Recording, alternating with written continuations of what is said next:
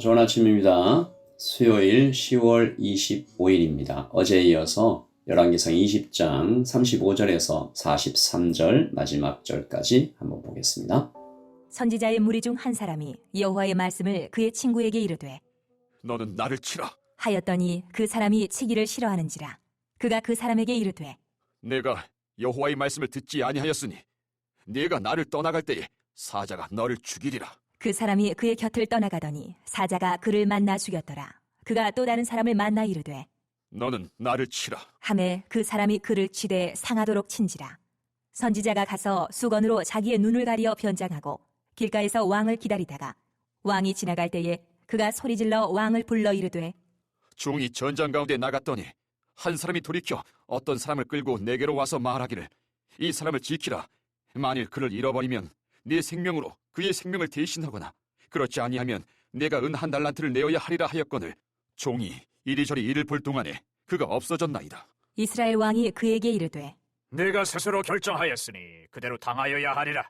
그가 급히 자기의 눈을 가린 수건을 벗으니 이스라엘 왕이 그는 선지자 중에 한 사람인 줄을 알아본지라.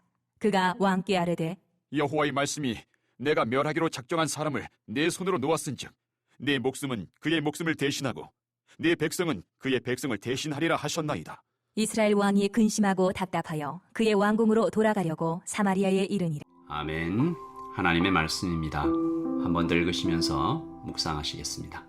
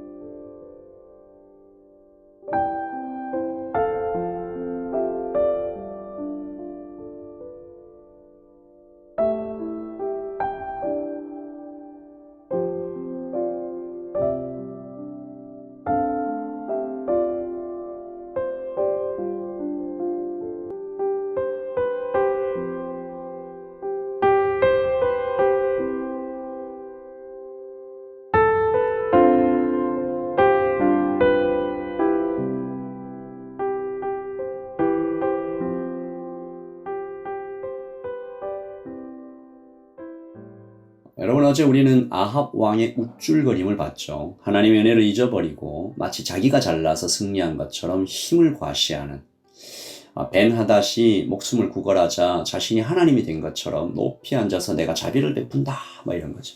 벤하닷을 살려보내는데 이것이 불씨를 남긴 것이 되었습니다. 그리고 오늘 이야기가 시작이 되는데 하나님께서 선지자에게 이것을 책망하라라고 말씀을 전하게 하시는데요.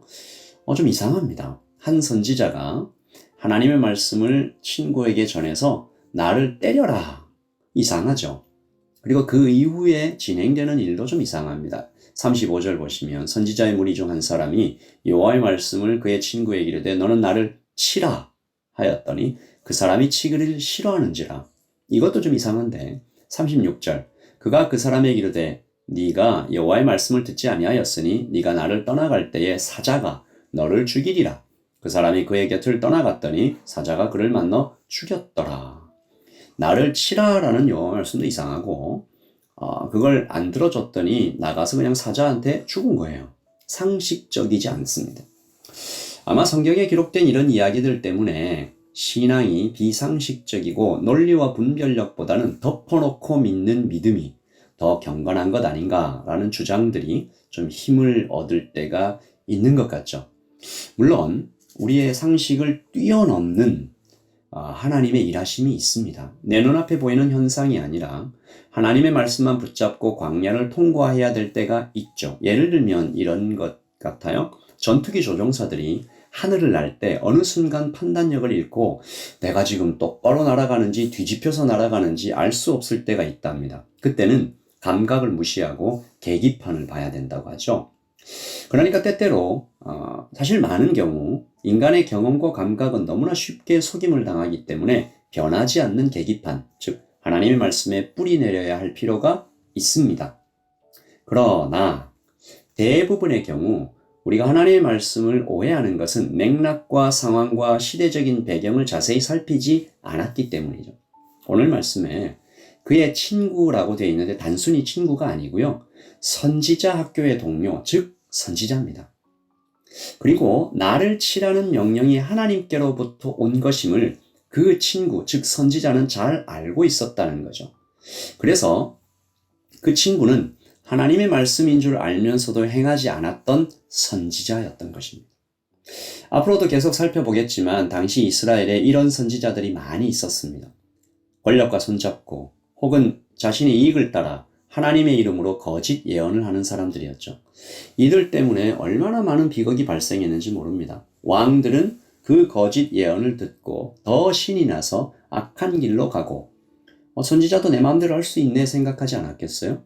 그 백성들은 하나님의 뜻을 알지 못하니까 방황하다가 죽어가는 거죠. 그러므로 오늘 그 친구의 죽음, 그 선지자의 죽음은 말씀을 전하는 자의 무거운 책임을 보여줍니다. 선지자는 명예롭고 영광스러운 직분이지만 그만큼 또 많은 책임과 의무를 가지는 것이죠. 선지자만 그런가요? 오늘 살고 있는 우리 성도, 우리도 그렇습니다. 예수님의 몸이 되어서 살아간다는 의미가 무엇일까? 그리스도를 현저히 욕보이는 말과 행동을 우리는 그리스도와 묶여 있는데 그 몸으로 얼마나 그리스도를 욕보이는 그 행동을 얼마나 쉽게 행하는가 다시 한번 생각하고 주님을 부끄럽게 하는 행동들을 하지 않아야 되겠습니다. 선지자는 첫 번째 친구가 죽고 그 다음 친구를 통해서 그 다음 친구가 자기를 때리는 거죠. 상처를 입고 아합에게 나아갑니다. 참 하나님의 말씀을 전하는 자가 몸으로 삶으로 그 말씀을 전해야 되는 그 참 처절한 장면이죠. 복음을 전하는 자는 복음의 축복을 누리지만 그 복음을 다른 이에게 전할 때 때때로 자신을 찢는 방식으로 전하게 되는 모습입니다. 예수님께서 바로 그 모습을 보여주셨죠.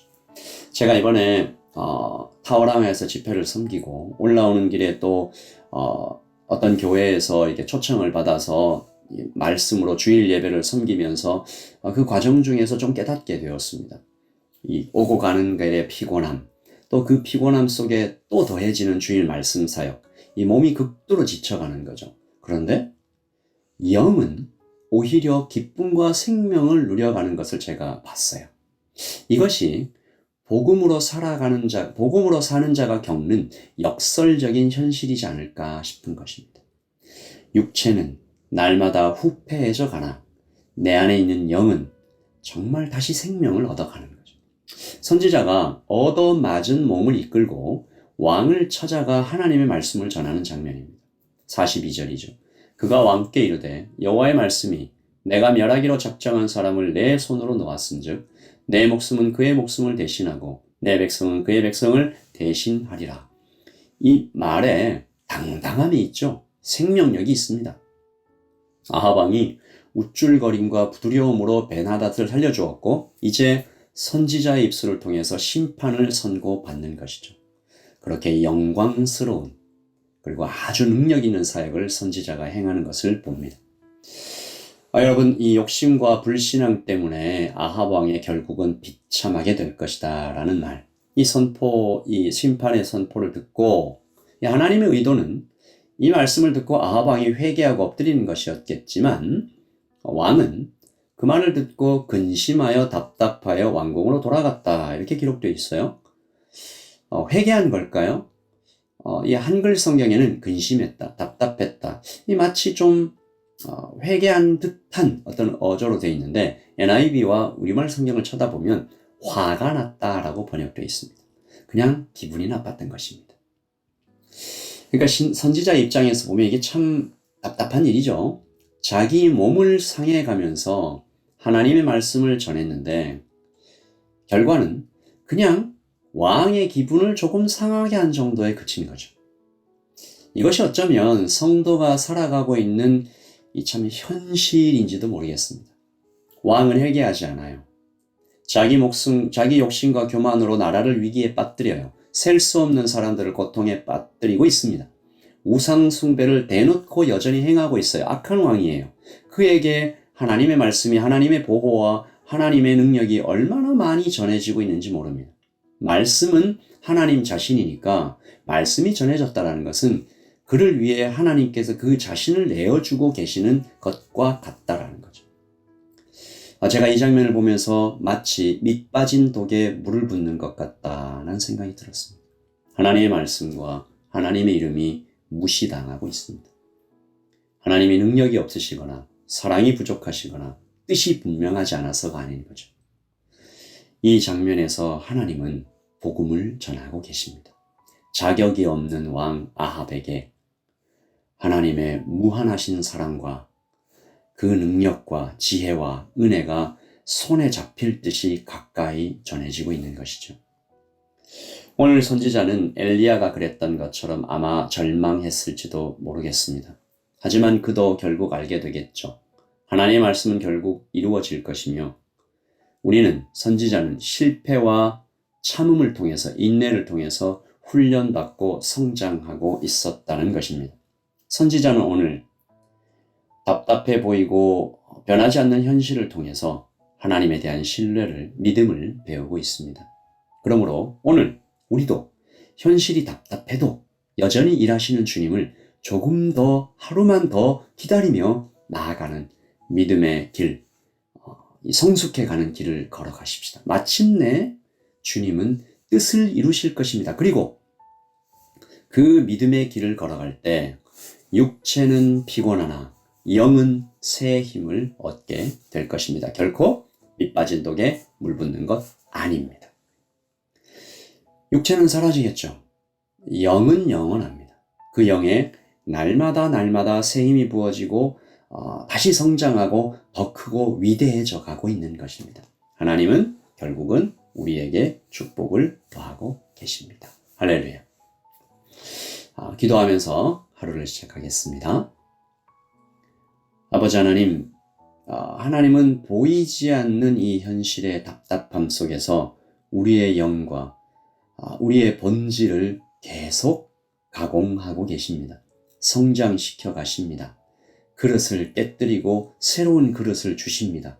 더 위대해져 갈 수 있도록 우리를 이끌어 가십니다. 아버지 하나님, 우리가 그 하나님을 믿고 또 하루를 살아가게 하여 주시옵소서.